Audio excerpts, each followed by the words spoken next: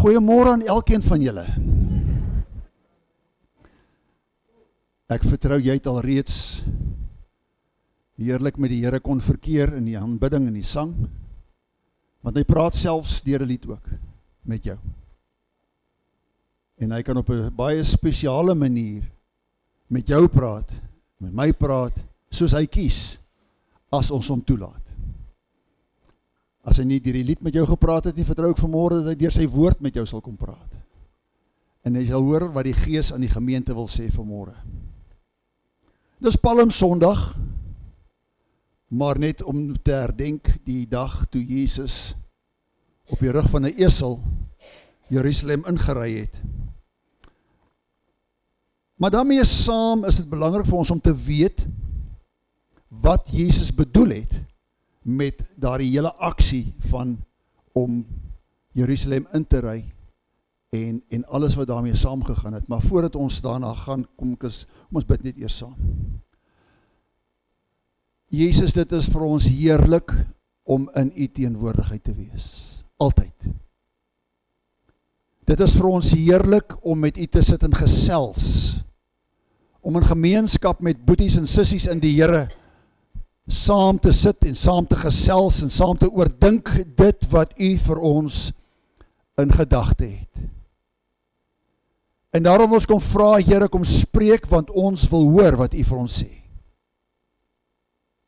Kom breek u woord oop in ons harte en ons lewens, en rig ons lewens, dat het sal wees tot heerlikheid van u naam, en om ons voor te berei vir die ewigheid. Kom verheerlik u self vanmôre hier, en ons bid dit in u naam, Jesus. Amen. Ons het verlede week gekyk na Johannes 14, waar Jesus vir ons gesê het, hy is die weg, die waarheid en die lewe, en ons het 'n bietjie gefokus op waarheid, en wat dit vir ons beteken, wat dit vir ons sê, maar vanmôre wil ek met jou praat oor Jesus' woorde, ek is die weg. Wat het hy daardeur bedoel? Wat het hy bedoel toe hy gesê het, ek is die weg? Nou ons kan op gesigwaarde kan ons 'n aanname maak wat hy bedoel het daardeur toe hy gesê het, dat ek gaan hom vir julle plek te berei, so hy wil vir ons 'n rigtingwyser gee, na waarheen ons nou op pad is. Maar is dit regtig wat hy bedoel het? Kom ons kyk wat sê die skrif vir ons vanmôre.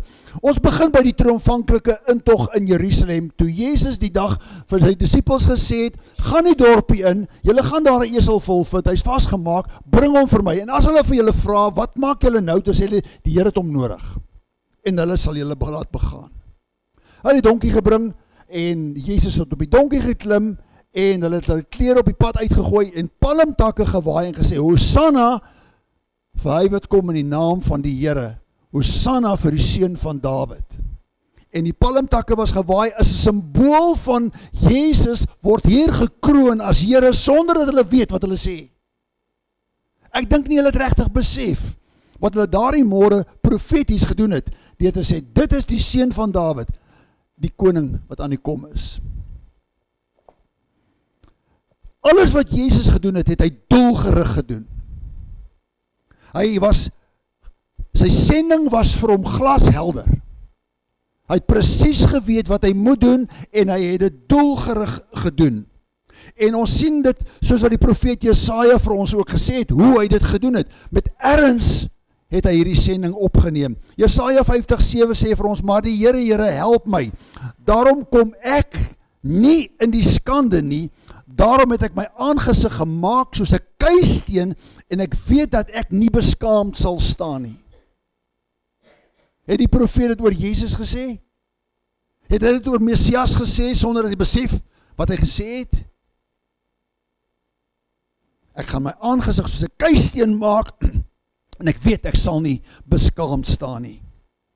En Jesus het Jerusalem ingery op die rug van 'n donkie, soos die profeet van ouds ook gesê het, Sagaria 9:9, verheug jou grootliks, o dogter van Sion, juig, o dogter van Jerusalem, en kyk, jou koning kom na jou.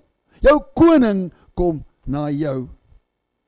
Regverdig en oorwinnaar is hy, nederig en ry op 'n esel, op 'n jong esel, die vul van 'n eselin. Jou koning kom na jou. Weereens, het hulle besef wat hulle regtig sê? Wat 'n koning, wat 'n verlosser. Wat het Jesus oor homself gesê? In hierdie hele scenario wat voor ons afspeel, Matteus 11:28, kom na my toe, almal wat vermoeid en belas is, en ek sal julle rus gee. Neem my juk op julle en leer van my, want ek is sagmoedig en nederig van hart.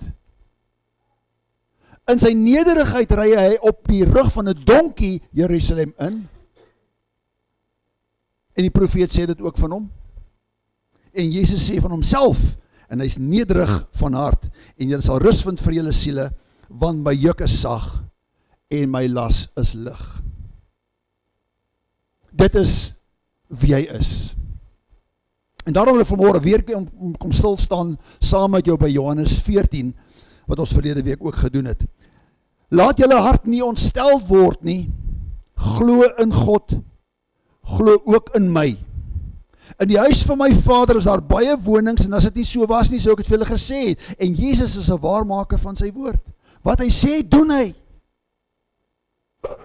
As dit nie so was nie, sou ek het vir julle gesê het. Ek gaan om vir julle plek te berei. En as ek gegaan het om vir julle plek te berei het, kom ek weer en sal julle na my toe neem, sodat julle ook kan wees waar ek is. As rigtingwyser kom Jesus hier en hy dui vir die disippels wat in onsekerheid was, as 'n wegwyser. En in geen onsekerheid tree hy op, omdat hy geweet het dat daardie vraag op een of ander tyd op die disippels se lippe gaan wees, en jy Thomas worstel toe met daardie vraag, op daai stadium.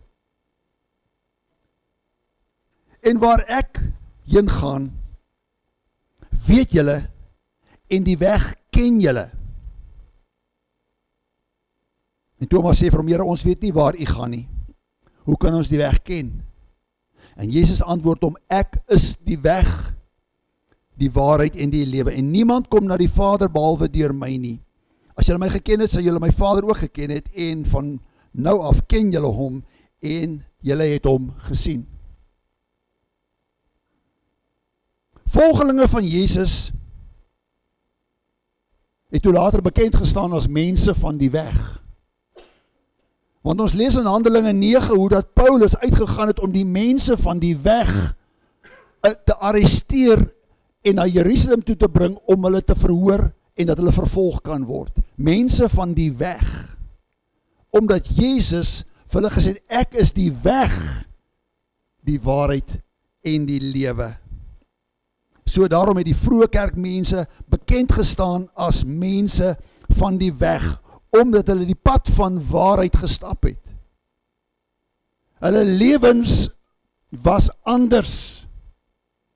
En die rede waarom Saulus op daardie stadium die mense van die weg vervolg het, is omdat hulle lewens anders was.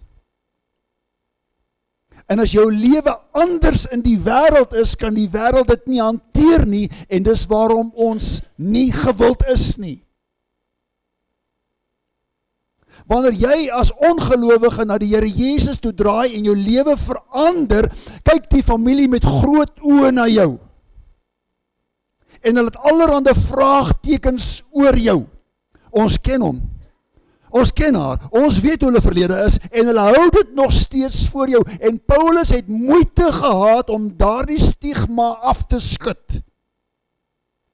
Vir 'n lang tyd het hy gesukkel om daardie stigma van, maar hy's 'n vervolger.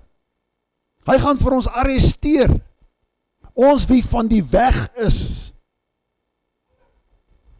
En so is dit vir jou en my ook dalk moontlik in hierdie tyd wat ons lewe vandag, wanneer jou lewe gerig is volgens God se plan, is jy nie gewild nie.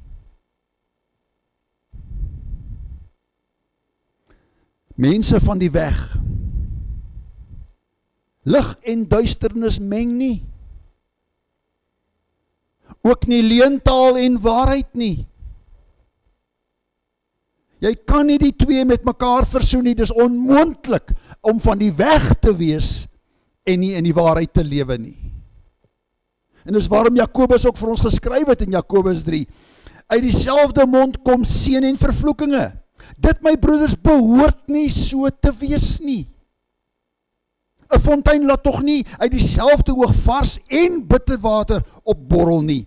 'n Vyeboom, my broeders, kan tog ook nie olywe voortbring of 'n wingerdstok vye nie. So kan geen fontein brak en vars water voortbring nie. As jy kind van God is, as jy van die weg is, kan jy nie in die leuen wêreld lewe nie. Een voet in die leuen wêreld en een voet op die weg kan nie. Dis onmoontlik. Mense sien dwars deur jou as jy nie van die weg is nie. Jy kan nie aanspraak maak dat jy van die weg is en 'n lewe leef wat in stryd is met die weg nie. Die wêreld wat ons in lewe is verswelg in leuns en valsheid en haat. En daarom het Jesus gesê dat die dief het gekom om te slag en te steel en te verwoes, maar ek het gekom dat jy 'n lewe kan hê en dit in oorvloed.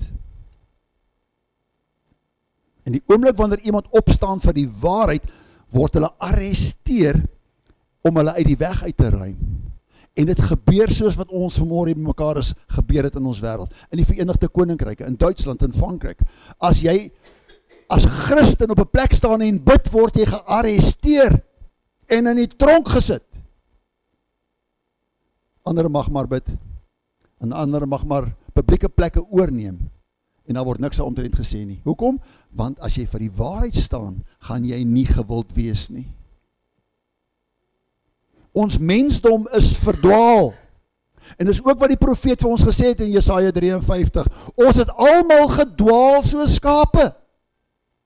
Ons het elkeen ons eie pad geloop, maar, dis 'n mooi woord in die Bybel, maar die Here het die ongeregtighede van ons almal op hom laat neerkom.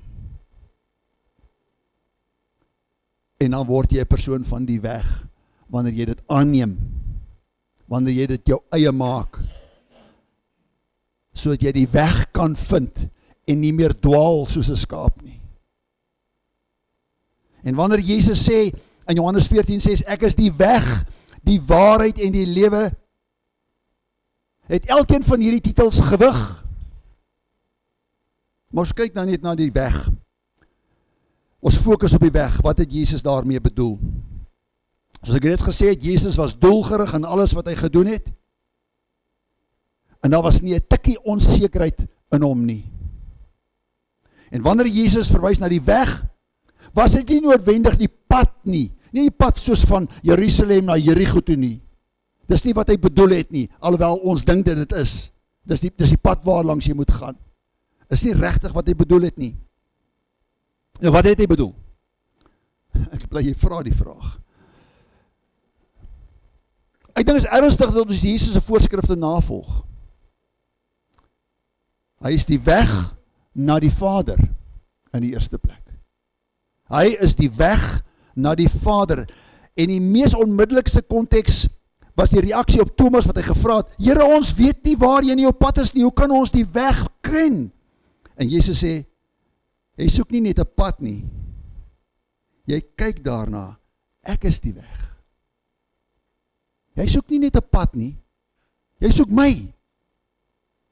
Kyk na my, kyk na die Vader, dis die weg wat jy eintlik soek. Met ander woorde, Jesus is die enigste pad. Hy is die enigste weg om ons met die Vader te versoen. Hy is die enigste wie ons kan verlos. Hy is die enigste wie ons kan vrymaak. Hy is die enigste wie ons 'n nuwe lewe kan gee. Hy is die enigste wie vir jou en vir my die autoriteit gee om kind van God genoem te kan word. Hy is die enigste.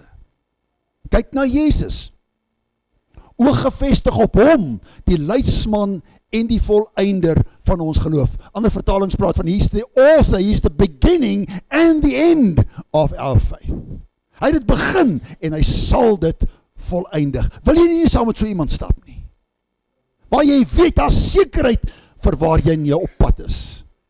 En hoe jy op hierdie pad is.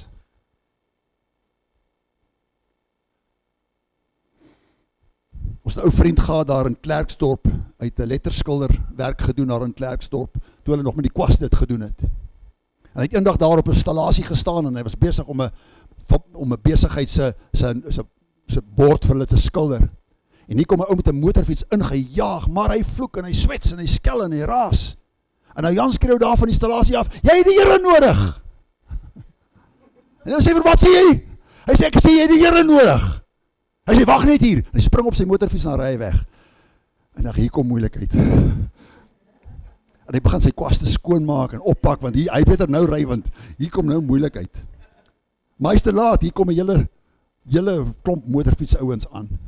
En ek nee, wat vandag is nou my einde. En die leier van die groep sê toe vir ons, jy het vir my net gesê ek het die Here nodig. Ons is hier, ons het die Here nodig. Praat met ons. 'n Wegwyser. Hy wie nie skaam was om die weg aan te wys nie. Jy het die Here nodig. En ons wêreld het die Here nodig. People need the Lord. Al dink hulle het hom nie nodig nie, jy het hom nodig. Jy kan vanmôre erken, ruiterlik erken, ek het die Here nodig. Ek het 'n wegwyser nodig. My pad en my toekoms is vir my onseker. Ek weet nie wat môre vir my inhou nie, maar ek is nie bekommerd nie, want Jesus is daar. Hy is my weg. En hy is my waarheid. En hy is my lewe. Dis die moeite werd om hom te volg. Dink maar aan die bergpredikasie. Dink maar aan Jesus se bediening toe hy begin het. Het hy begin daarom in Jerusalem te stap nadat hy gedoop was, nadat hy uit die woestyn gekom het na die versoeking en hy het sy disippels gesoek en sê, "Volg my." En die mense het hom gevolg. Al 12 hy geroep het om hom te volg. "Volg my," en hulle het hom gevolg. Niemand het vrae gevra nie.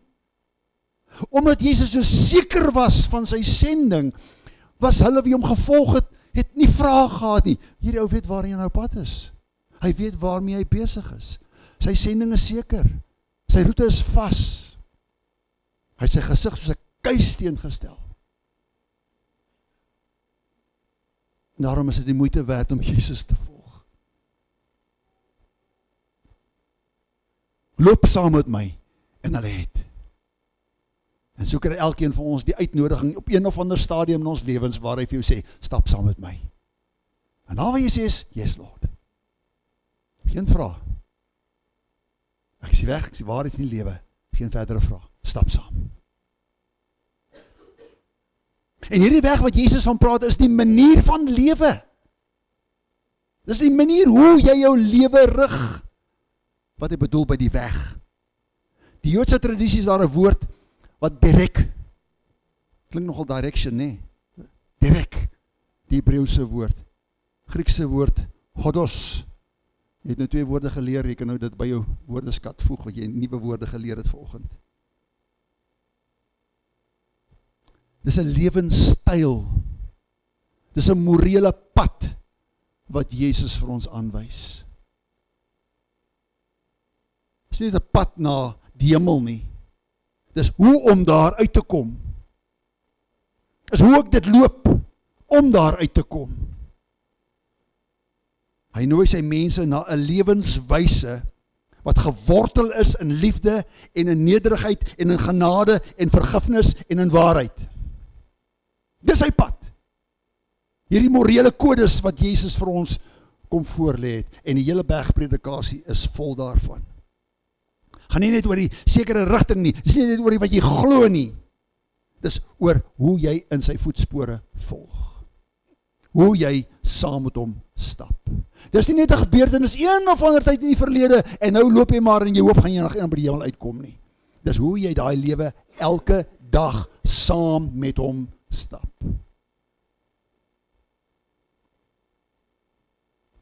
Dis 'n manier van lewe. Dis 'n morele kode wat jy navolg soos wat jy met hom saam stap. Dis 'n anders lewe as om 'n mens van die weg te wees. Hierdie weg is ook 'n nuwe uittog. Amper soos Moses die volk uit Egipte land uitgelei het, uit slawerny uit. Wys Jesus vir ons 'n weg aan wat 'n uittog is uit jou ou lewe. 'n Uittog is van verbindinge en goed wat jou bind en vashou. En baie mense stoei nog met hulle verlede. Hulle verlede is soos 'n ysterbal wat in hulle enkel vasgeketting is en hulle sleep dit saam en hulle leef met hulle verlede saam en hulle kan nie hulle verlede afskud nie. Nog nooit geglo dat Jesus jou kan vrymaak nie. En ek is oortuig daarvan as dit vanmôre mense in hierdie auditorium wat nog vasgebind is in hulle verlede. Hulle sleep die verlede saam oral waar hulle gaan en hulle verlede dikteer hulle toekoms. Dis nie gesond nie. Kom vry, Jesus wil jou uitlei en saam met hom te stap in 'n pad van vryheid. Losgemaak van jou verlede. Losgemaak van goed wat vir jou bind. Hy wil jou vrymaak. Dis 'n uittog uit jou ou lewe uit. Mense uit slawerny van sonde lei na 'n beloofde land van God se koninkryk waar hy alleen heers. En hy wil ook in jou lewe heers. Dis wat op die berg van verheerliking gebeur het toe Jesus daar op die berg gaan bid het. In Lukas 9 sê dit vir ons, en terwyl hy bid, het die voorkoms van sy aangesig anders geword en sy klere het skitterwit. En daar was 2 manne in gesprek met hom, dit was Moses en Elia, en hulle het in heerlikheid verskyn van sy uittog gespreek. Van sy uitgang gespreek. Sy uitgang was vir jou en vir my 'n verlossing gewees. Sy uittog bring vir jou en vir my verlossing van ons lewe, wat hy in Jerusalem sou volbring. Sy uittog bring jou vrymaking. As ons op dieselfde bladsy, weet jy vanoggend dat jy bewustelik Jesus volg? Weet jy vanoggend dat jy bewustelik vergifnis beleef? Weet jy vanoggend dat jy bewustelik vir hom leef? En dat jy saam met hom stap? So om op hierdie weg te kom is eksklusief en ook inklusief. Eksklusief in die sin dat Jesus is die enigste weg. Nie wat die moderne teologie, verskeie weë, of het nou Islam is, of het nou Hindoeïsme is, of Shintoïsme is, wat ook al, dat is verskeie weë. Nee, daar is nie, dat is net een weg. En dis Jesus. Daar is net een weg, eksklusief net een weg, maar ook inklusief, dis vir almal beskikbaar. Dis vir almal beskikbaar. Die weg is smal. Breed is die pad wat na die verderf lei en baie is daarop, maar smal is die weg wat na die lewe lei en min vind dit. Dis die skokkende daarvan. Min vind dit. Almal wil op die smal weg wees. Praat daarvan, akademies, teoreties, maar vind dit nie, want hulle stap om nie. Wil nog so graag die breë weg lewe, want is lekker en is vry, ek kan maak wat ek wil. Die probleem wat Israel ook gehad het in die tyd van die rigters, elkeen het gedoen wat goed is in sy eie oë. En ek hoor dit steeds vandag wat mense vir my sê, dis my lewe en er sal niemand vir my voorskryf wat hoe ek my lewe sal leef nie. Well, be my guest. Stap nou maar jou eie lewe. En let op die gevolge daarvan. Stap die pad met Jesus. Hy is die weg. Hy is die enigste weg. Kortom, die weg is Jesus self. Dis hy self. By die pad na God en ook hoe om daar uit te kom. Om saam met hom te stap.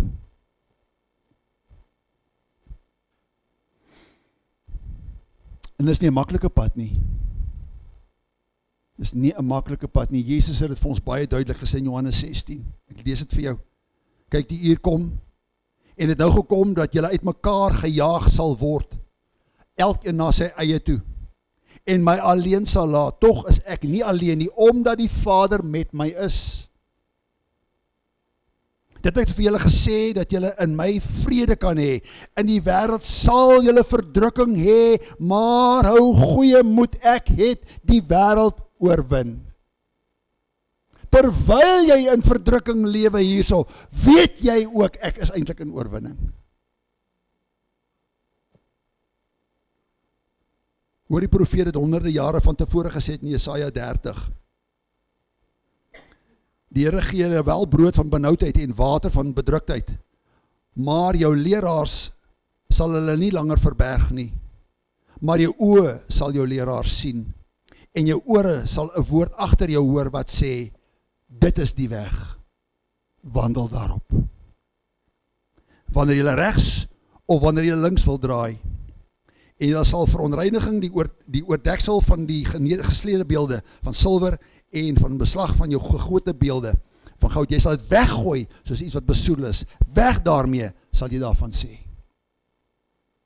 Raak ontsla van dit, wat tot oneer van God is. Gooi dit weg, sê hy vir ons. En hoor wat die Gees vir jou vanmôre sê, hier's die weg, wandel daarop. Want Jesus is die weg, en hy is ook die hoe, om daar uit te kom. Maar ek sukkel. Nee, ek weet, daar's baie wat sukkel. Baie wat sukkel. En dis wat Jesus vir ons in Matteus 12:20 ook gesê het, 'n geknakte riet sal hy nie verbreek nie.